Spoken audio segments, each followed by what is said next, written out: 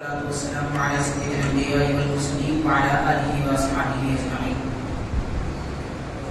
قال الله تعالى في كلامه القديم: ان الله وملائكته يصلون على النبي يا ايها الذين امنوا صلوا عليه وسلموا تسليما. اللهم صل على سيدنا محمد وعلى اله وصحبه افضل صلواتك وعدد معلوماتك وبارك وسلم. معزز حاضرین محترم سامعین، السلام علیکم ورحمۃ اللہ وبرکاتہ. وعلیکم السلام. ماشاء اللہ، نماز مغرب کے بعد شب عاشورہ کا آغاز ہو چکا ہے. ماہ محرم الحرام کی 10ویں تاریخ عاشورے کا دن کہلاتا ہے.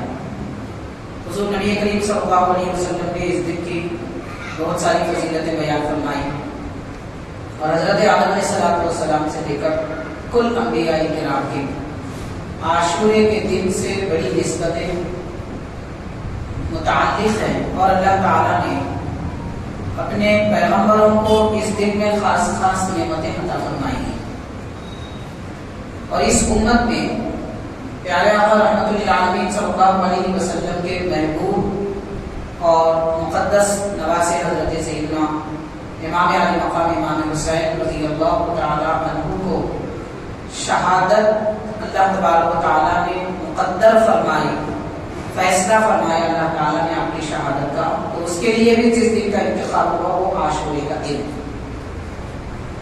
حاضرین، آج کی یہ شب دراصل وہ شب ہے کہ میدان کربلا میں اگلے دن تشریف لے جانے سے پہلے امام علی مقام امام حسین رضی اللہ تعالی عنہ نے فرمایا تھا کہ آج کی رات ہماری آخری رات ہے، اور اس رات میں دل بھر کر اپنے مولا کا ذکر اور اس کی عبادت کرنے کا موقع دو.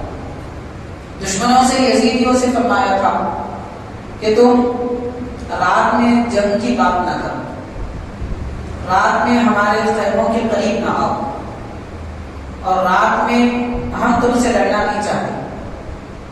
اور آج کی رات تم اپنی ساری قوتیں بھی استعمال کر لے گے، نہ مجھے مار سکو گے نہ میرا سر لے سکو گے.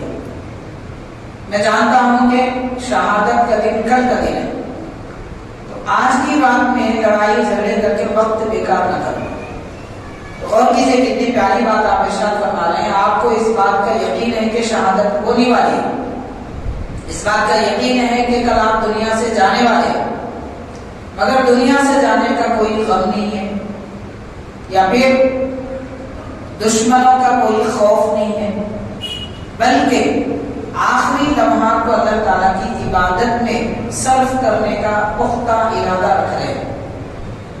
حاضرین کرام، اس پیام سے سیدنا امام علی مقام رضی اللہ تعالیٰ عنہ نے لوگوں کو یہ تعلیم اور یہ نصیحت دی ہے کہ کسی نہ کسی بھی آدمی کو دنیا سے جانا ہے، مرنا ہے، اور اپنی موت کے ڈر سے اپنا وقت اخیر خراب نہ کرو کہ کیا ہوگا.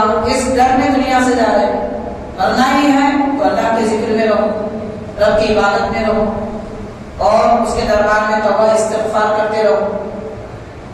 ایسا عظیم پیام جو ایک جوان مرد انسان کا ہوتا ہے، ہمت اور شجاعت والی شخصیت کا ہوتا ہے، یہ پیام حضرت امام علی مقام نے ہم کو دیا ہے. آج ہم بھی طے کریں انشاءاللہ تعالی آج کی رات کچھ نہ کچھ عبادت کرتے سوئیں. نہ سوئیں تو اچھی بات ہے، عبادت میں ساری رات گزارے بڑی اچھی بات ہے. قرآن مجید پڑھتے رہیے، رات بھر نوافل پڑھتے رہیے. اگر کچھ نہ کر سکیں تو کم از کم آدھا گھنٹہ سے ہی کچھ عبادت کر لیں. 6-8 رکعت نماز پڑھ لیں، 1-2 پارے قرآن مجید کے پڑھ لیں، کچھ ذکر و اذکار بھی کریں، درود پاک کا ورد بھی کر لیں، تاکہ امام علی مقام رضی اللہ تعالیٰ عنہ کی آخری سنت پر عمل ہو جائے جو آپ نے اپنے حیات طیبہ کی آخری لمحات میں جو عبادتیں کی تھی اس پر ہم بھی عمل کر سکیں. پھر اس نیت سے جب آپ کریں گے تو ماشاءاللہ وہ فیض، وہ برکتیں جو امام علی مقام رضی اللہ تعالیٰ عنہ نے اس وقت عبادتوں کی اہتمام کی وجہ سے پائے تھے اور وہ لذتیں جو ان کو ملی تھی اس کا کچھ نہ کچھ حصہ ہم کو بھی نصیب ہوگا، کیونکہ جتنی نیت میں اخلاص ہوتا ہے برکت ویسے ہی ہوتی ہے. تو اخلاص نیت کے ساتھ کریں گے تو ماشاءاللہ یقیناً ہم کو بھی فائدہ ہوگا. حاضرین کرام، میدان کربلا اور وہاں پر واقع ہونے والے سارے واقعات جس کی بہت ساری تفصیلات ہیں، چند اہم باتیں ہم آپ کو سنانے کی کوشش کریں گے. سب سے پہلی بات ہمیں یہ سمجھ لینا چاہیے کہ امام علی مقام رضی اللہ تعالیٰ عنہ کی شہادت، اس شہادت کو شہادت عظمیٰ کہتے ہیں. شہادت عظمیٰ مطلب بہت بڑی شہادت. سوال یہ پیدا ہوتا ہے کہ اس سے پہلے کیا شہادتیں جو ہوئی تھی وہ بڑی نہیں تھی؟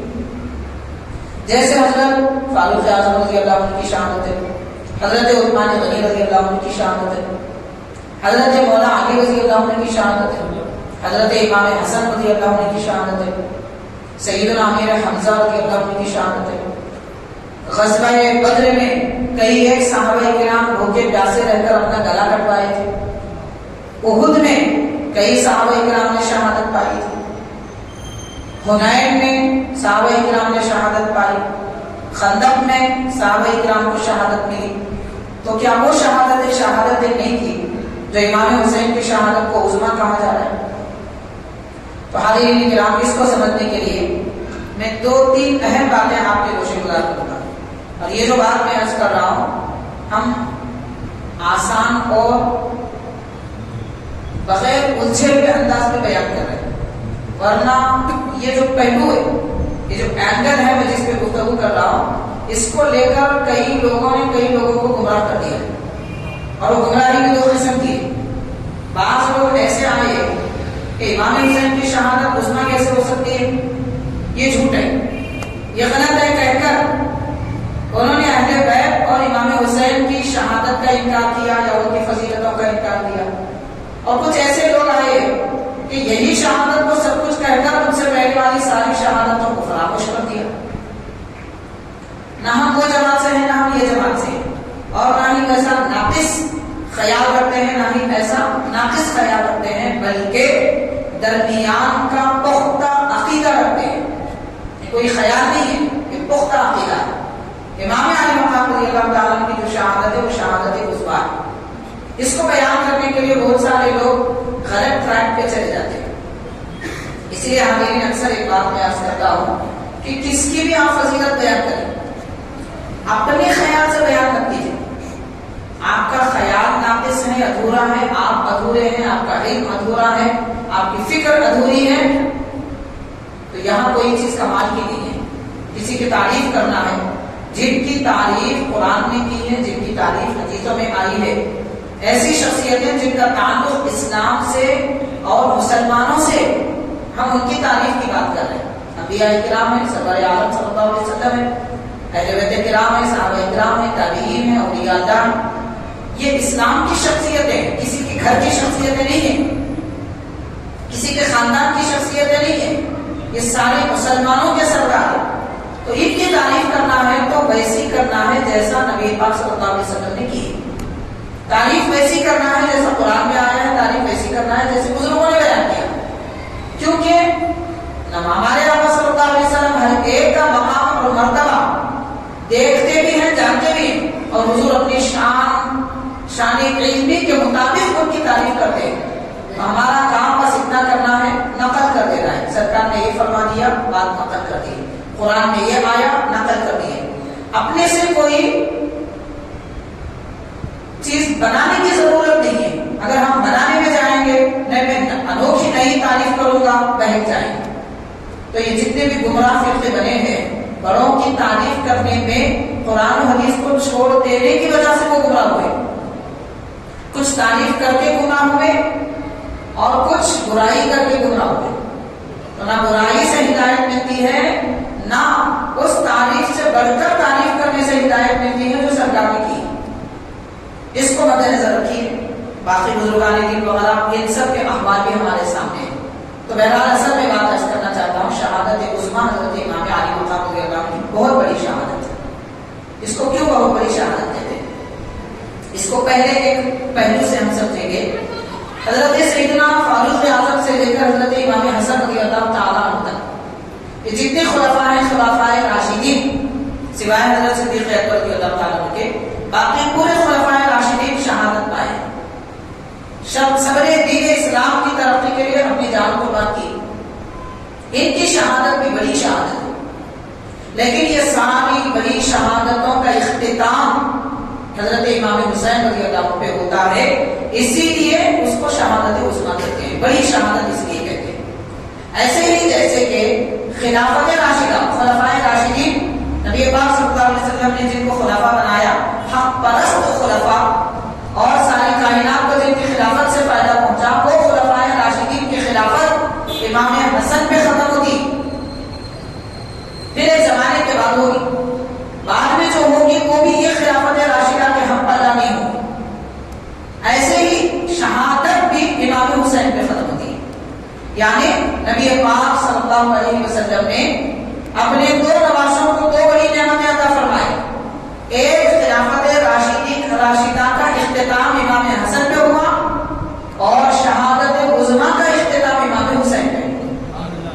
اس لیے اس خلافت کو بھی یاد رکھا جاتا ہے، اس شہادت کو بھی یاد رکھا جاتا ہے۔ شہادت عظمیٰ کا مطلب یہ، اس کا یہ معنی نہیں کہ امام حسین سید الشہداء ہیں، تو اس کا مطلب یہ بھی نہیں ہے کہ فاروق اعظم سید الشہداء نہیں ہے، مولا علی نہیں ہے، امام حسین حسن نہیں ہے، یہ بات نہیں ہے۔ جتنے سید الشہداء گزرے ہیں، شہادت کا اعلیٰ مرتبہ اور شہیدوں کے سردار جو گزرے ہیں، وہ ان کا مرتبہ تکمیل ہوتا ہے، مکمل ہوتا ہے امام حسین پر۔ امام حسین کے بعد پھر قیامت تک کوئی سید الشہداء نہیں ہوگا۔ اس بات کی طرف توجہ دلائی جاتی ہے۔ حاضرین کرام، یہ میں بنیادی عقیدوں کی بات کر رہا ہوں، اور یہ ایسے عقیدے ہیں کہ ان کو اچھی طرح ذہن میں رکھیں گے تو بہکنے جائیں گے، ایمان ہاتھ سے نکل جائے گا ورنہ۔ یہ اور بات ہے کہ ہم قانون اور اصول کے طور پر نہیں بیان کر رہے ہیں، آپ کی تفہیم کے طور پہ کر رہے ہیں۔ اب اس کے بعد انشاءاللہ تعالیٰ ہم امام حسن امام حسین رضی اللہ تعالیٰ عنہ کے حالات، واقعات، ان کی زندگی کے کارنامے وغیرہ میں کچھ آپ کی کوشش گزار کریں گے۔ حاضرین، دوسری اہم بات، شہادت عظمیٰ کا فائدہ کیا ہے؟ جو امام حسین رضی اللہ تعالیٰ عنہ سید الشہداء ہیں، اس کا فائدہ کیا ہوگا؟ تعریف کرتے ہیں، آپ بھی کرتے ہیں، ہم بھی کرتے ہیں، بہت سارے لوگ کرتے ہیں، اور بہت ساروں کو یہ شہادت سمجھ میں نہیں آتی، اس لیے کہ کم عقلوں کو بڑی باتیں نہیں سمجھ میں آتی، جن کی عقلیں کم ہوتی ہیں ان کو بڑی بڑی باتیں نہیں سمجھ میں آتی۔ یہ شہادت نہیں، یہ شہادت عظمیٰ ہے۔ امام حسین کی شہادت کو سمجھنے کے لیے دل اتنا بڑا، ضبط اتنا اعلیٰ ہونا پڑتا ہے، کم ترین لوگوں کو ایسی شہادت سمجھ میں نہیں آتی۔ شہادت کا فائدہ کیا ہوتا ہے، پہلے آپ یہ سمجھ لیں، اس کے بعد شہادت عظمیٰ کا فائدہ کیا ہے وہ بھی آپ کو سمجھ میں آئے گا۔ ایک مثال دے کر میں آپ کو بتاؤں گا۔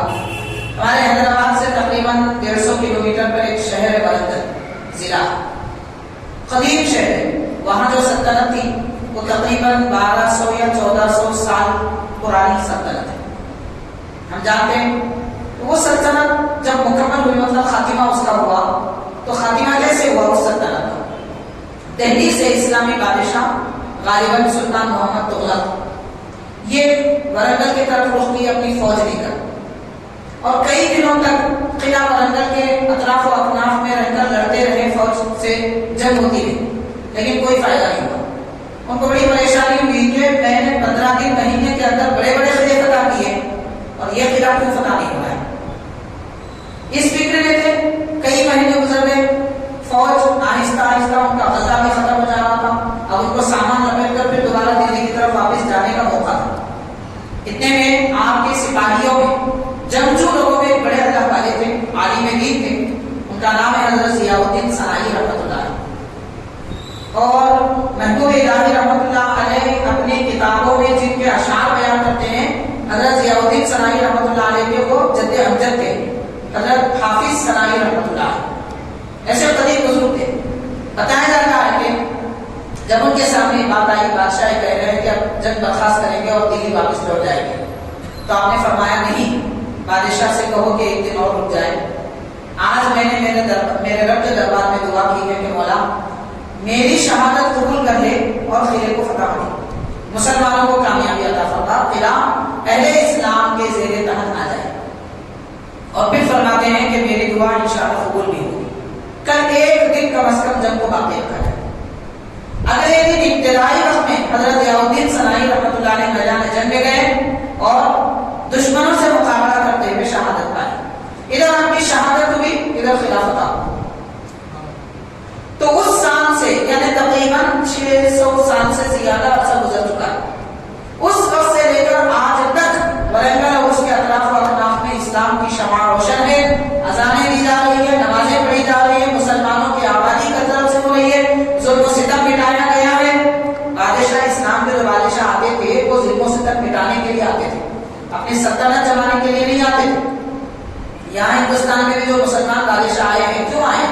یہاں کی قوم نے ان کو خط لکھا تھا اس وقت، اور ایک خط نہیں ایسے سینکڑوں خطوط ہیں، بچیوں نے لکھا، مردوں نے لکھا، ضعیفوں نے لکھا، ہم پر ظلم ہو رہا ہے، ہم نے سنا ہے مسلمان انصاف کرتے ہیں، آؤ۔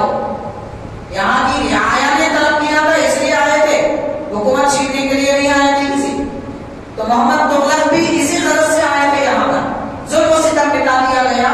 اسلام کی کورونا کو اس وقت ایک شہید کی وجہ سے جاری کر دی گئی، آج تک کافی ہے، انشاءاللہ قیامت تک رہے گی۔ حالین ایسی شہادتیں کئی ایک ریاستوں میں، گاؤں میں، اضلاع میں، قلعے میں موجود ہیں۔ کئی سلطنتیں مسلمانوں کی شہادتوں کی وجہ سے انصاف دنیا میں پھیلایا ہے۔ امام علی مقام امام حسین رضی اللہ تعالیٰ عنہ کی یہ جو شہادت ہے، اس شہادت کی وجہ سے ساری زمین پر اسلام کے رونق عام کر دی جانے والی اور اس کی بہار کو باقی رکھا جانے والا ہے۔ اس لیے امام علی مقام نے خود تنہا شہادت نہیں پائی، اپنے چھوٹے دودھ پیتے بچوں کو بھی قربان کر دیا، کیونکہ آپ جانتے تھے کہ کربلا کے اس میدان کے بعد ایسی رونق ملے گی کہ اسلام پھر سمٹے گا نہیں بلکہ پھیلتا رہے گا۔ سب کی شہادتیں کسی علاقے کے لیے تھی، کسی ضلع کے لیے تھی، کسی ریاست کے لیے تھی۔ امام حسین کی شہادت اور اس شہادت کا فائدہ و برکت سارے جہاں کے لیے ہے، اس لیے اس کو شہادت عظمیٰ کہتے ہیں۔ یہ امام علی مقام رضی اللہ تعالیٰ عنہ کی شہادت شہادت عظمیٰ ہے، اور آپ کو اسی لیے سید الشہداء کہا جاتا ہے، یعنی وہ شخصیت کہ جن پر شہادت عظمیٰ کا اختتام عمل میں آیا۔ پھر ایسی شہادت اب قیامت تک ہونے والی نہیں ہے، جگہ ہوگی، مسلمان شہید ہوں گے، مگر یہ کمال، یہ فضل، یہ برکت اور ایسا صبر، ایسا تحمل اور دشمنوں کی طرف سے اس طرح کی ظلم و زیادتی کبھی ہونے والی نہیں ہے۔ ظلم و زیادتی بھی ختم ہو گئی اور خلافت شہادت عظمیٰ بھی وہاں پر مکمل ہوئی۔ اس لیے امام علی مقام کو سید الشہداء کہتے ہیں۔ یہ چند باتیں ہیں، میں نے یہ باتیں کھل کر اس لیے کیا ہے تاکہ اہل سنت و جماعت کی ہماری عوام ایرے غیر لوگوں کی باتیں سن کے کبھی ادھر ٹرک پہ بہک جائیں، کبھی ادھر نہ بہکیں۔ سب کی عظمتیں، سب کی شہادتیں مسلم ہیں، اور ہر ایک کے مطلب اور مفہوم کو سمجھنے کی ضرورت ہے۔ عقل کم پڑتی ہے، علم کم ہو جاتا ہے، تو کبھی ادھر زیادتی ہوتی ہے، کبھی ادھر زیادتی ہوتی ہے، تو وہ زیادتیوں سے بچیں، تنقیص سے بچیں، اور کسی کی شان میں کمی کرنے سے بچیں۔ اس طریقے سے جو فضیلتیں حبیب پاک صلی اللہ علیہ وسلم نے بیان فرمائی ہیں ان کو بیان کیا جائے۔ عزیزان کرام، سیدنا امام حسین رضی اللہ تعالیٰ عنہ کے متعلق فضیلتیں بہت ساری احادیث پاک میں آئی ہیں۔ میں دو باتیں آپ کے لیے گزار کروں گا، دو احادیث پاک باضابطہ۔ حضرت ام سلمہ رضی اللہ تعالیٰ عنہ امہات المؤمنین میں سے حضور نبی کریم صلی اللہ علیہ وسلم سے آپ روایت فرماتی ہیں کہ سرکار دو عالم صلی اللہ علیہ وسلم جب میرے گھر میں جب واپس ہوتے، دوپہر کے وقت میں قیلولہ فرماتے، تو سرکار کا یہ معمول تھا کہ اس وقت کسی کو آنے کی اجازت نہیں تھی۔ آرام کا وقت تھا کچھ دیر کے لیے، اس وقت کسی کو آنے کی اجازت نہیں تھی، مگر حضور یہ ارشاد فرماتے تھے کہ اگر میرے نواسے آ جائیں، امام حسن امام حسین آ جائیں تو انہیں مت روکو۔ آرام حضور فرما رہے ہیں مگر نواسوں کو نہیں روکتے۔ ام سلمہ رضی اللہ تعالیٰ عنہ اس کے بارے میں دو روایتیں فرماتی ہیں کہ میں گھر کے اندر دروازے پہ بیٹھ جاتی تھی، اگر کوئی دستک دیتے یا پھر آواز کرتے تو میں کہتی تھی حضور آرام فرما لیں، کوئی نہیں آنا۔ لیکن امام حسین رضی اللہ تعالیٰ نے ایک مرتبہ دوڑتے ہوئے آئے، کم عمر تھے، کم سن تھے، دوڑتے ہوئے آئے، میں انہیں روکنا چاہی مگر پھر سرکار کا یہ فرمان یاد آیا کہ میرے نواسوں کو مت روکے۔ تو امام علی مقام رضی اللہ تعالیٰ دوڑ کے آئے، سرکار دو عالم صلی اللہ علیہ وسلم آرام فرمائے، آپ کے بدن مبارک پر جیسے بچے ماں باپ کے بدن پہ کود جاتے ہیں اس طرح گر گئے۔ حبیب پاک صلی اللہ علیہ وسلم کی آنکھ بیدار ہوئی. یاد رکھیے یہ اہل سنت و جماعت کا عقیدہ ہے. سرکار دو عالم صلی اللہ علیہ وسلم آرام نہیں فرماتے, غافل نہیں ہوتے. حضور نے فرمایا, صحیح بخاری کی حدیث ہے, میری آنکھ سوتی ہے, میرا دل نہیں سوتا. باقی انبیاء کے سوا جو لوگ بھی سوتے, آنکھ بھی سوتی ہے, دل بھی سوتا ہے. نبیوں کو دنیا میں ساری قوم کی رہنمائی کے لیے بھیجا گیا ہے. اگر یہ سو جائے تو پھر ساری قوم ڈوب جائے گی. جیسے کشتی چلانے والا ملاح اگر سو جائے تو کشتی ڈوب جاتی ہے. تو دین اسلام اور قوم کی حفاظت کرنا یہ نبیوں کی شان ہوتی ہے, اس لیے ان کو غفلت طاری نہیں ہوتی. سرکار آرام بھی فرماتے, ارشاد فرماتے میری آنکھ سوتی ہے. بعض حدیث پاک میں آتا ہے ہلکے سے خبراتے بھی حضور لیتے کبھی کبھار, مگر غفلت نہیں ہوتی. غالب نہیں ہوتی تب بھی غفلت نہیں ہوتی. اسی لیے صحیح بخاری میں آتا ہے سرکار آرام فرما ہوتے, کھڑے ہو جاتے نیند سے جیسے بیدار ہوتے, پھر رکعت پڑھتے تھے. ام المؤمنین حضرت عائشہ رضی اللہ عنہ نے عرض کیا کہ حضور آپ آرام فرما رہے تھے, تو سرکار فرماتے ہیں کہ میری آنکھ سوتی ہے, دل نہیں سوتا. جس کا دل سوتا ہے اس کا وضو ٹوٹتا ہے. تو نبی کا کبھی وضو نہیں ٹوٹتا. سرکار پھر وضو فرماتے ہیں, یہ اور بات ہے, مگر وضو نہیں ٹوٹتا.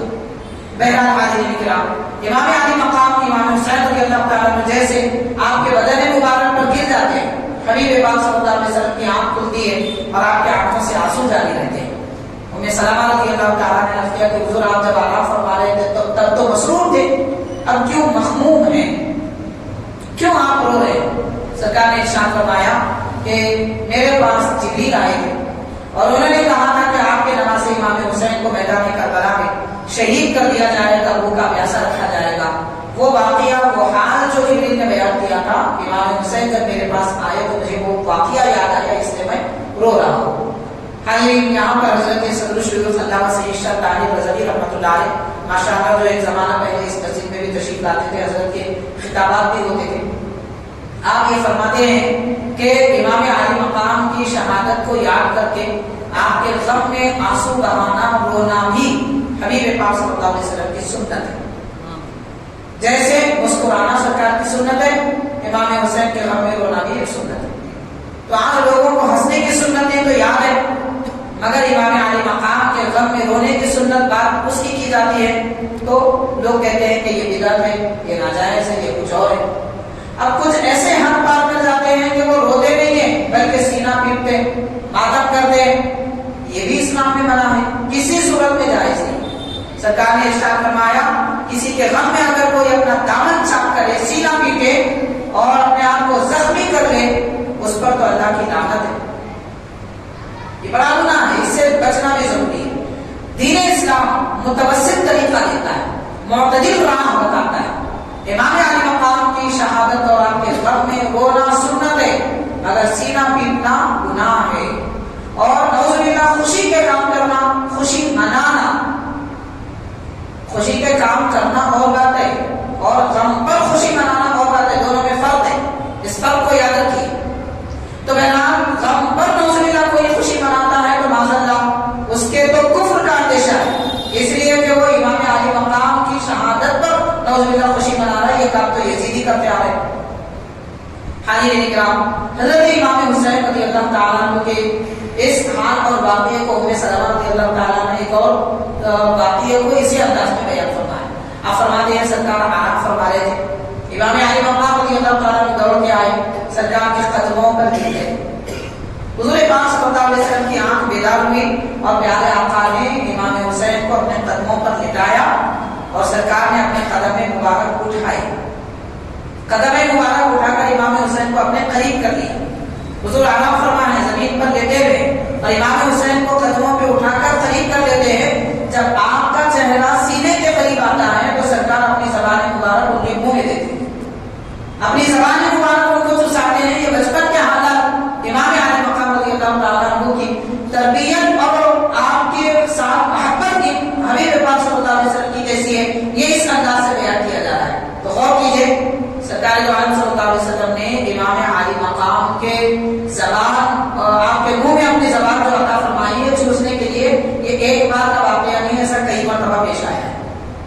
اس کے متعلق تقریباً 5 یا 6 احادیث شریفہ ہیں، الگ الگ حالات کے الگ الگ واقعات ہیں، میں ان تفصیلات میں لے جاؤں گا، لیکن غور کیجئے کہ بچپن میں جن کو سرکار دو عالم صلی اللہ علیہ وسلم نے اپنا لعاب دہن عطا فرمایا، اپنی زبان مبارک جن کو چسایا، پھر ان کے لعاب میں ان کی زبان میں کیا تاثیر ہوگی، اس تاثیر کو آپ سمجھنا ہے تو ہم آگے چلیں کہ حضرت امام حسین رضی اللہ تعالیٰ کوفہ جانے کے لیے شہر مکہ سے نکل چکے تھے، راستے میں ایک مقام پر ایک شخصیت کی ابن عدی ان کا نام ہے، وہ پہلے ہی سے حضرت سیدنا علی رضی اللہ تعالیٰ کی صحبت میں رہے، ان کو معلوم ہوا کہ امام حسین کا یہاں سے گزر ہو رہا ہے، تو وہ اپنا گھر بار چھوڑ کر راستے میں آئے، امام حسین سے ملاقات کی، عرض کیا کہ آپ کوفہ جا رہے ہیں، میری گزارش ہے کہ آپ کوفہ نہ جائیں، اس لیے کہ کوفہ والوں نے آپ کے والد کو بھی دھوکہ دیا ہے، ان سے آپ وفاداری کی امید نہ رکھیے۔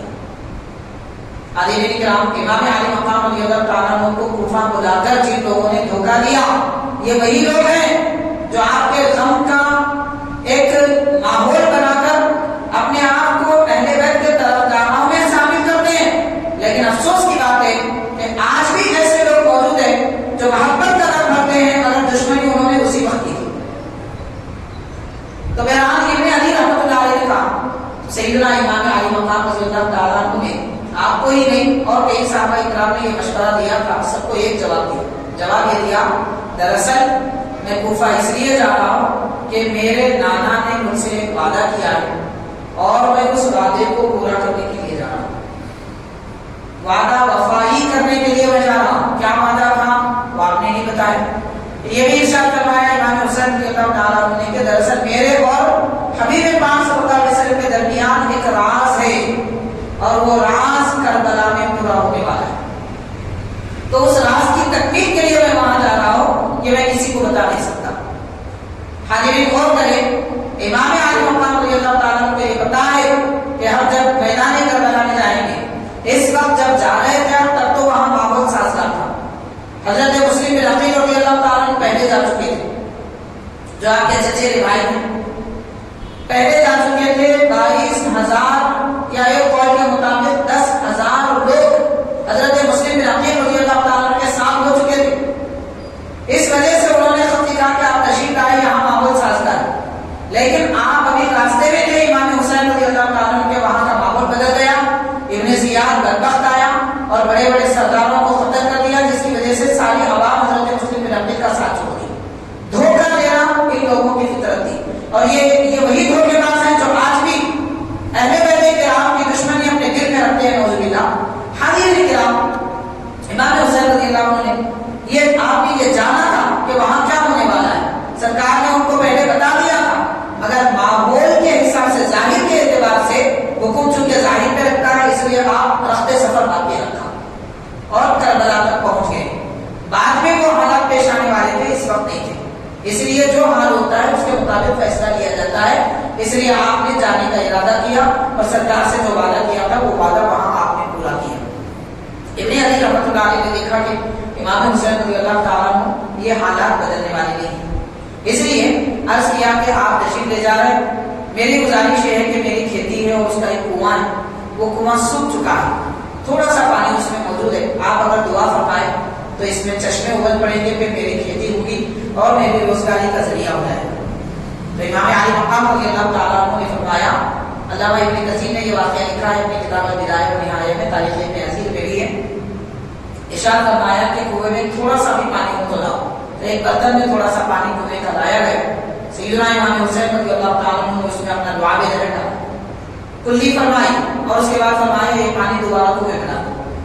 ابن علی رحمۃ اللہ علیہ فرماتے ہیں جیسے یہ پانی میں کنویں میں ڈال دیا، چشمے ابل پڑے اور پانی جو تہ پہ لگا ہوا تھا بڑھتا ہوا کنویں کے کنارے تک آیا اور کھیتیوں میں بہنے لگا، اور میں نے وہ پانی پی کر دیکھا، نہایت میٹھا اور ٹھنڈا پانی تھا۔ حاضرین غور کریں، جو امام علی مقام اپنی ایک لعاب دہن کی وجہ سے سوکھے کنویں میں پانی جاری کر سکتے ہیں اور کھارے پانی کو میٹھا بنا سکتے ہیں، کیا وہ امام علی مقام رضی اللہ تعالیٰ عنہ میدان کربلا میں مجبور تھے؟ بعض لوگوں کو دیکھا جاتا ہے مرثیے پڑھتے ہیں اور غم کی داستانیں سناتے ہیں اور اس انداز میں سناتے ہیں کہ اہل بیت بالکل مجبور تھے، ان کو مجبور کر دیا گیا، ان کو ہاتھ جکڑ دیے گئے، وہ فرار کر دیا گیا. یہ نبی کے شعر ہیں، ان کو کوئی مجبور نہیں کر سکتا. یہ طاقت، قوت، اختیار سب کچھ رکھتے ہوئے بھی اللہ تعالیٰ کی مرضی کو انہوں نے اختیار کیا. رونا پلانا اور یہ باتیں کرنا کہ بہت مجبور تھے. حاضرین کرام، ان اہل بیت کو ہماری ہمدردی کی ضرورت نہیں ہے، البتہ ان کے کرم، ان کی رحمت کی ہم کو ضرورت ہے. کہاں ہم ہمدردی کی باتیں کریں؟ مجبور نہیں تھے، وہ نبی کے شہزادے، ان کے دعا میں اتنی تاثیر تھی کہ کنویں میں ڈال دیا جاتا ہے تو پانی کے چشمے نکلتے ہیں. کیا میدان کربلا میں اگر دریائے فرات کا پانی روک دیا گیا، آپ کھو کر مارتے تو پانی کے چشمے ابل جاتے، کلی فرماتے تو ندی بہہ جاتی، لیکن آپ نے اپنا اختیار نہیں اختیار کیا. حضرت داتا گنج علی حجویری رحمۃ اللہ علیہ فرماتے ہیں، دراصل حضرت امام علی مقام امام حسین رضی اللہ تعالیٰ عنہ اس مرتبے پر فائز تھے کہ اس درجے میں کوئی آدمی اپنا اختیار نہیں لیتا. خود امام حسین فرماتے ہیں کہ اللہ کے بندوں کو جو سب سے اعلیٰ مقام ملتا ہے اللہ کی قربت کا، محبت کا، وہ مرتبہ یہ ہے کہ وہاں بندہ اپنا ارادہ اور اپنا اختیار ختم کر دیتا ہے. اپنا ارادہ نہیں رکھتا، اپنا اختیار نہیں رکھتا، سب ختم کر دیتا ہے. پھر کیا کرنا ہے؟ جو رب چاہتا ہے وہ کرتا ہے. تو اللہ یہ چاہتا تھا امام حسین شہید ہو، رب یہ چاہتا ہے کہ آپ کے بچے شہید ہو، رب یہ چاہتا ہے کہ ان کے حلق میں تیر مارا جائے اور آپ صبر کرتے رہیں. تو ایک مرضی الہی کو امام حسین جانتے ہیں، اسی لیے آپ نے اپنا اختیار ختم کر دیا، رب کے اختیار کو اپنا اختیار بنا دیا. یہ سب سے اعلیٰ مقام کی بات ہے. تو حاضرین کرام، حضرت امام حسین رضی اللہ تعالیٰ کی یہ کرامت ہے. کرامت اور استقامت دونوں بڑا فائز ہے. ایک درجہ ہوتا ہے کرامت کا کہ اپنی طاقت کا اظہار کر دیا جائے، اور ایک درجہ ہوتا ہے استقامت کا، جو استقامت کا مطلب اس پہ ثابت قدم رہنا. مثال کے طور پر میں عرض کروں گا، استقامت ایک سمجھنے کے لیے بات. اذان ہو رہی ہے، دل بول رہا ہے کہ مسجد کو جاؤ، کبھی بولتا ہے نہ جاؤ، تو ہم اپنے نہ جاؤ کے ارادے کو چھوڑ کر مسجد کی طرف آ جائیں، یہ استقامت ہے. مسجد میں آنے کے بعد دل چاہتا ہے جلدی اٹھ کے چلا جاؤ، لیکن اسے زبردستی بٹھائیں، یہ استقامت ہے. یہ ہماری معمولی استقامت ہے. امام علی مقام کی استقامت اعلیٰ درجے کی استقامت ہے. حضرت غوث پاک رضی اللہ عنہ فرماتے ہیں الاستقامت فوق الکرامہ، کہ استقامت یعنی ثابت قدمی کرامت سے اعلیٰ درجہ رکھتی ہے. تو امام حسین کرامت سے بڑھ کر استقامت پہ فائز ہے. اس لیے آپ نے میدان کربلا میں اپنا اختیار ظاہر نہیں فرمایا، مگر اس کے باوجود لکھا جاتا ہے آپ کے میدان کربلا کے جو حالات پیش آئے تھے ان میں یہ بیان کیا جاتا ہے. بس میں 3-4 باتیں عرض کروں گا، پھر اپنی بات ختم کروں گا. کہا کہ امام علی مقام رضی اللہ تعالیٰ عنہ نے شب عاشورہ میں اعلان کیا کہ اے لوگوں، آج مجھے جنگ کی دعوت نہ دو، آج تم کوشش بھی کر لیں گے، اپنی کفر کا استعمال بھی کر لیں گے تو میری گردن میرے سے ہوگی.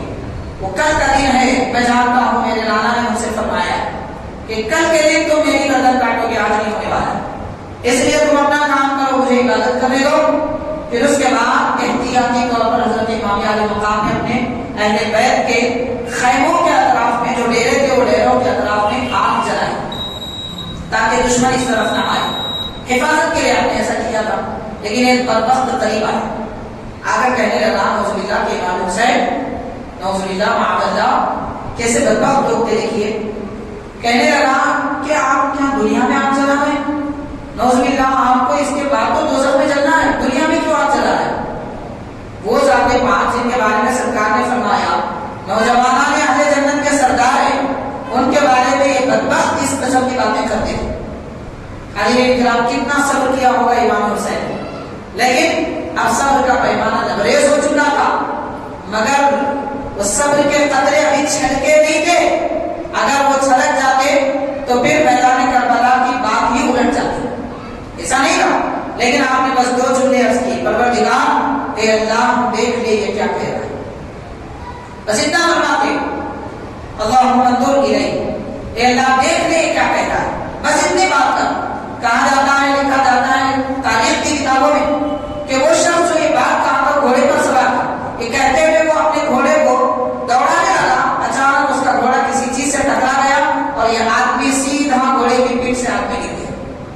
جو آگ جل رہی تھی جس کے بارے میں اس نے بدتمیزانہ کلمات کہے تھے اسی آگ میں گر گیا اور لمحے میں جلتے خاکستر ہو گئے۔ امام حسین نے بس اتنا کہا تھا مولا دیکھ لے یہ کیا کہتا ہے، اگر آپ تلوار اٹھاتے یا بددعا کے کلمات کہتے تو پھر وہ بات کیا ہوتی پتہ نہیں۔ صرف اتنا کہنے پر یعنی جلال خداوندی غضب الہی میں جوش پر تھا۔ رب بھی یہ چاہتا تھا کہ میرا بندہ کچھ کہے اور میں یہ تختہ الٹوں، لیکن امام حسین یہ چاہتے ہیں کہ میرے رب نے جو چاہا میں وہی کروں گا۔ حاضرین کرام، حضرت سیدنا امام علی مقام رضی اللہ تعالیٰ عنہ عبادت فرما رہے تھے، اسی شب کی بات ہے، اسی رات کی بات ہے۔ ایک اور بدبخت آتا ہے اور کہتا ہے کہ آپ کیوں بار بار اپنے آپ کے بارے میں کہہ رہے ہیں کہ میں نبی کا نواسا ہوں، نبی کا نواسا ہوں، بڑی شان آپ ظاہر کر رہے ہیں۔ نعوذ باللہ کہنے لگا حضور سے تمہاری نسبت ہی کیا، لا حول ولا قوت الا باللہ۔ اسی لیے حاضرین دعا کرنا چاہیے آدمی کا دل سخت نہ ہو۔ جب دل سخت ہو جاتا ہے تو سورج کی روشنی بھی نظر نہیں آتی۔ حقیقت سرکار کے نواسے موجود ہے، دیکھ کر بھی اس طرح کی بدتمیزی کی باتیں بدبخت کیا کرتے ہیں۔ اب ان کا ٹھکانہ کیا ہوگا، کیسے بدبخت ہوگے۔ امام علی مقام رضی اللہ تعالیٰ کی یہ بات بھی بڑی تکلیف اور ناگوانی کی گزری۔ آپ نے پھر فرمایا اے اللہ دیکھ یہ کیا کہہ رہا ہے، بس اتنا کہنا تھا۔ اس کے پیٹ میں درد ہوا، جیسے پیٹ میں درد ہوا محسوس کیا کہ ضرورت آ رہی ہے، اس لیے وہ ضرورت کے لیے گیا۔ جہاں جس جگہ بیٹھا تھا اسی جگہ ایک بچھو مدار ہوا اور اسے کاٹ دیا، ڈنک مارا، تڑپ کر وہ خلاصت میں تڑپتے ہوئے مر گئے۔ اس لیے حاضرین اہل بیت کرام کی شان میں کوئی بے ادبی کا لفظ کہنے سے بچنا چاہیے۔ اگر نعوذ باللہ کوئی بے ادبی کے کلمات کہیں گے انجام اتنا برا ہوگا، کیونکہ پیارے آقا صلی اللہ علیہ وسلم کے وہ نواسے ہیں، حضور کے گھر والے ہیں اور اللہ کے حبیب صلی اللہ علیہ وسلم سے خاندانی نسبت رکھتے ہیں۔ ان کی تعظیم کرنا، ان کی عزت کرنا ہم پر لازم ہے۔ مگر ایک بات یاد رکھیں، میں وضاحت کر دینا چاہتا ہوں۔ مان لیجیے کہ اگر کوئی سید گمراہ ہو جائے، بہت سارے ہیں ایسے، بہت سارے، میں نام لے لوں گا۔ کوئی غیر مخلد وہابیوں میں تھوڑے سید ہیں، رافضیوں میں کچھ سید ہیں، اور جماعت اسلامی میں کچھ سید ہیں، دیگر اور جماعتوں میں کچھ سید ہیں، گمراہ ہو گئے، نبی کی بے ادبی کرتے ہیں، اولیاء کی بے ادبی کرتے ہیں، صحابہ کی بے ادبی کرتے ہیں، اہل بیت کی بے ادبی کرتے ہیں، تو ان کے پیچھے ہم کو چلنا نہیں ہے، بس ان کی تعظیم کرنا ہے۔ تعظیم کرنا اور بات ہے، پیروی کرنا اور بات ہے۔ پیروی تو ہم صرف حبیب پاک صلی اللہ علیہ وسلم کے صحابہ کرام کے اہل بیت کی کریں گے، کیونکہ سرکار نے جو کچھ فرما دیا وہ سب واضح ہے۔ قرآن مجید موجود ہے، حدیث پاک موجود ہے، اولیاء کرام کی بڑی جماعت موجود ہے، ان کی ساری کتابیں موجود ہیں، ان کی پیروی کرنا ہے۔ باقی ان سے جو گمراہی کی باتیں ہیں ہم اس کو نہیں مانیں گے، یہ لازم ہے، اس کو بھی یاد رکھ لینا چاہیے۔ بہرحال تو امام علی مقام رضی اللہ تعالیٰ عنہ کی میدان کربلا میں لوگوں نے ایسی بے ادبی کی، انجام اسی وقت دیکھا ہے۔ حاضرین کرام، یہ بھی ذکر کیا جاتا ہے امام علی مقام رضی اللہ تعالیٰ عنہ کے شہزادوں کے لیے پانی دے کر آنے کے لیے حضرت عباس رضی اللہ تعالیٰ عنہ دے رہے تھے، جو امام حسین رضی اللہ تعالیٰ عنہ کے بھائی ہیں۔ تو حضرت عباس رضی اللہ تعالیٰ عنہ پانی لے کر آ رہے تھے، دشمن نے آپ پر تیر مارا، جس کی وجہ سے وہ جو مشکیزہ تھا پانی کا، تھیلی اس زمانے میں چمڑے کی ہوتی تھی، وہ زمین پر گر گئی، پانی بہ گیا۔ تو جس نے تیر مارا تھا اس کے بارے میں لکھا جاتا ہے، یہی تاریخ ابن اثیر میں ہے، اچانک اس شخص کو پیاس لگی اور کہنے لگا کہ پانی پلاؤ، پانی پلاؤ۔ پانی کی نہر تو اس کے سامنے، لیکن جب وہ پانی پیتا رہا اس کی پیاس نہیں بجھی، اتنا پیا کہ اس کا پیٹ کھل گیا۔ پانی پی رہا ہے مگر پیاس نہیں بجھ رہی۔ اب غور کیجیے، ہم کیا سمجھ رہے ہیں، کھا لیے تو پیٹ بھر جاتا، پی لیے تو پیاس بجھ جاتی، یہ ہونے والا نہیں ہے۔ پانی پیاس بجھاتا ہے اللہ کے حکم سے، کھانا پیٹ بھرتا ہے، بھوک مٹاتا ہے اللہ تعالیٰ کے حکم سے۔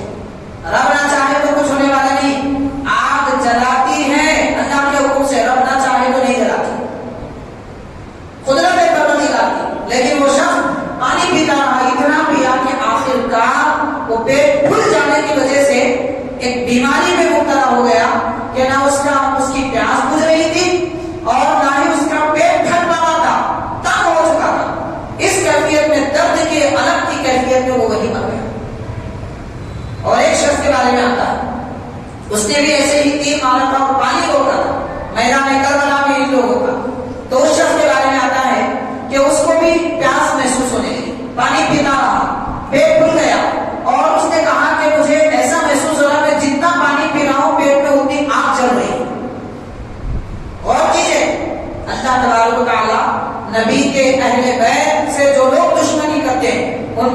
سزا دیتا ہے. دنیا میں یہ سزائیں ہو چکی ہیں.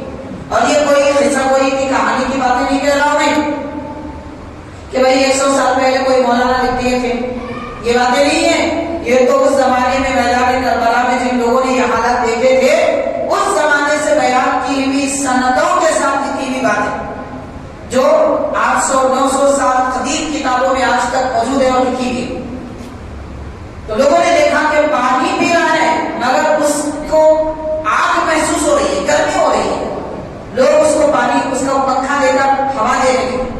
کئی لوگ ہوا دینے لگے مگر نہ اس کی یہ آگ کی تپش اور گرمی ختم ہوئی اور نہ ہی اس کی پیاس ختم ہوئی. اس کیفیت میں وہ مر گئے. ایسے دردناک حالات اور واقعات میدان کربلا میں ان بدبختوں کو پیش آئے, لیکن اس کی یہ سارے حالات دیکھ کر بھی ان کو عقل نہیں آئی. یہ سب سے بڑی سزا ہے. یہ سزائیں تو سزائیں ہیں جو ہو گئی. جو مر گئے مگر جو زندہ تھے ان کو سمجھنے کا موقع تھا اور سمجھنے کا موقع تھا. یہ سب دیکھ کر بھی ان بدبختوں کا دل نہ بدلا. حاضرین, اب یہ دل کی جو سختی تھی یہ کیوں؟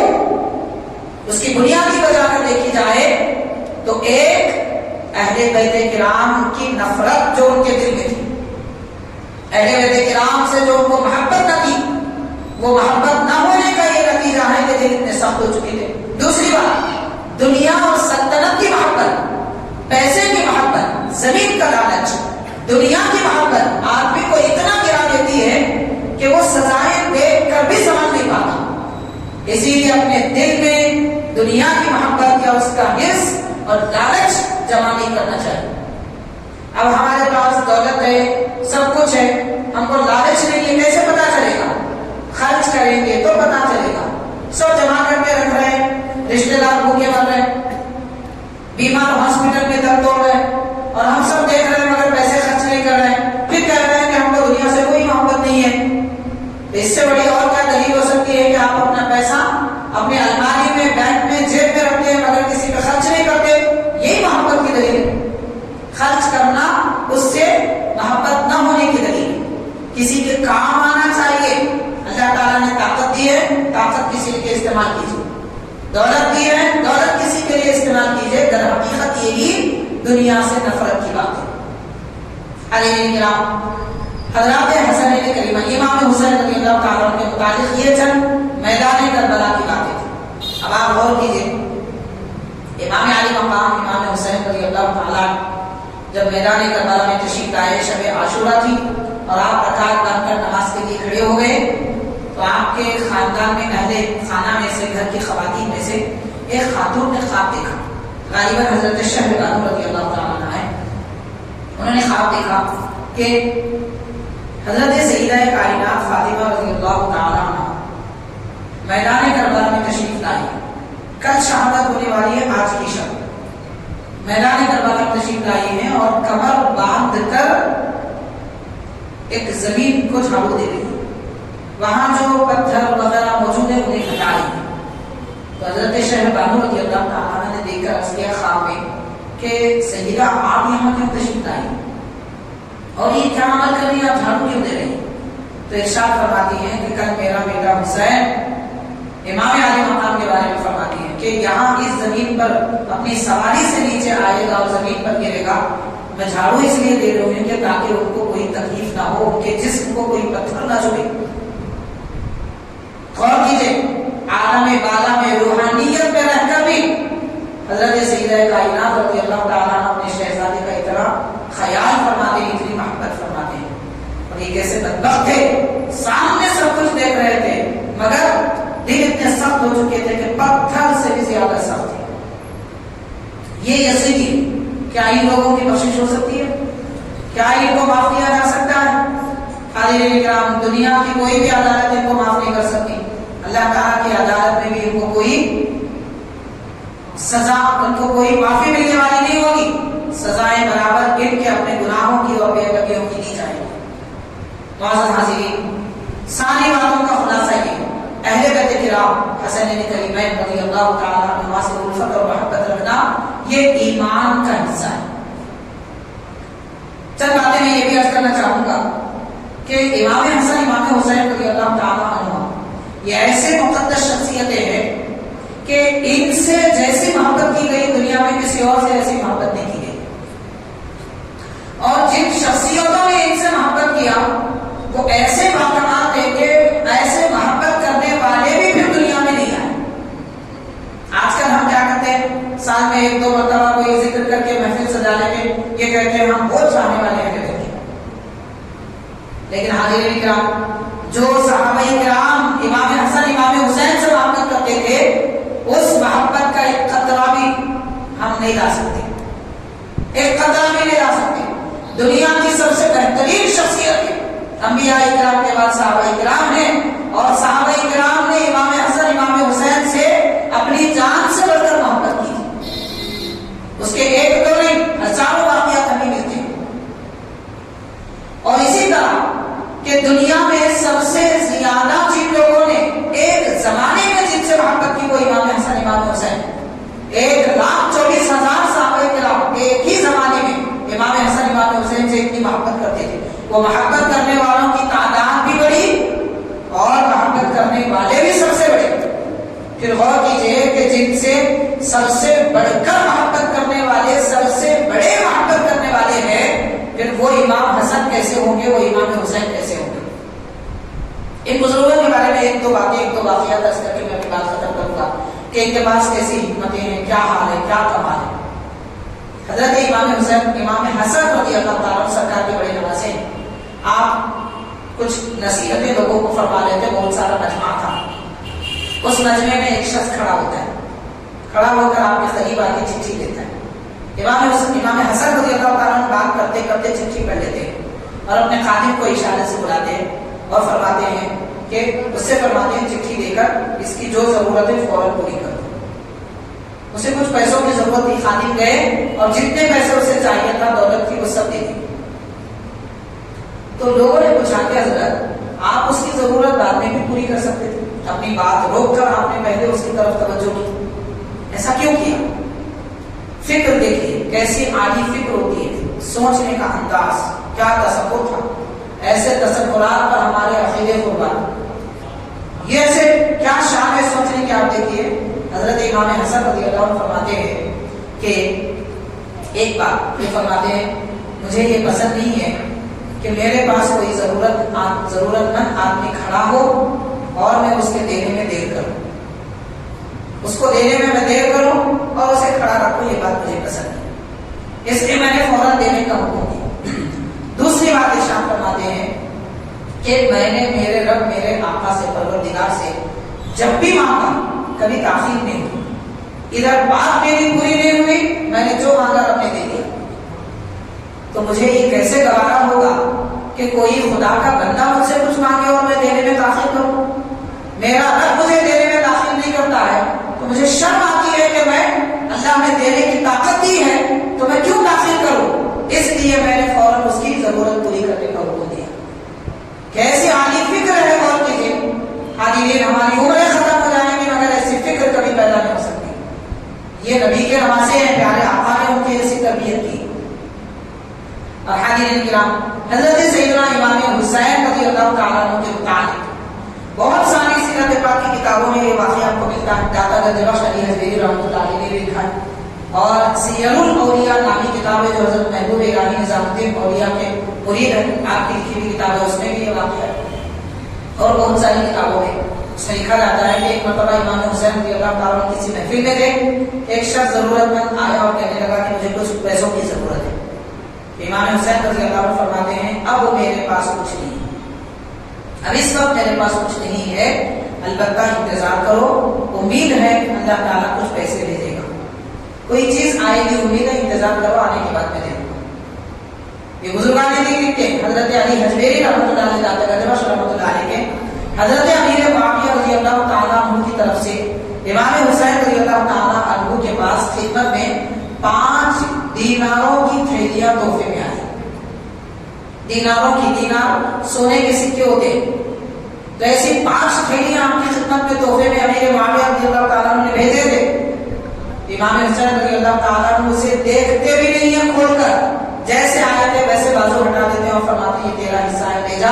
پھر فرماتے ہیں مجھے معذور رکھ، معاف کرنا، میں نے کہ اتنا تھوڑا مال آئے گا. دینار کے سونے کے سکوں کی 5 تھیلیاں ہیں، مگر کہتے ہیں کہ اتنا تھوڑا مال آئے گا. میں نہیں سمجھتا تھا، میں تجھے بہت کم دے رہا ہوں، اگر بہت کچھ آتا تو سب دے دیتا. تو ایسی عطائیں فرمانے والے اہل بیت کرام. اب یہاں سے یہ بھی سمجھ لیجئے کہ حاضرین، امام حسین رضی اللہ تعالی عنہ سے امام حسن رضی اللہ تعالی عنہ سے صحابہ کرام کتنی محبت کرتے تھے. میں نے کچھ دیر پہلے کہا تھا ایسے ہزاروں واقعات ہیں کہ صحابہ کرام امام حسن امام حسین سے کیسی محبت کرتے تھے کہ ان کی خدمتیں بھی کرتے تھے اور ان کی تعظیم بھی کرتے تھے. اب باقی تاریخ میں بہت سارے ڈھکوں سے بیان کیے گئے ہیں. وہ ایسا ہے جیسا کہ کوئی آدمی رات کے اندھیرے میں لکڑی لینے کو جاتا ہے تو کبھی وہ سانپ اس کے ہاتھ کو آ جاتا ہے، ڈس لیتا ہے.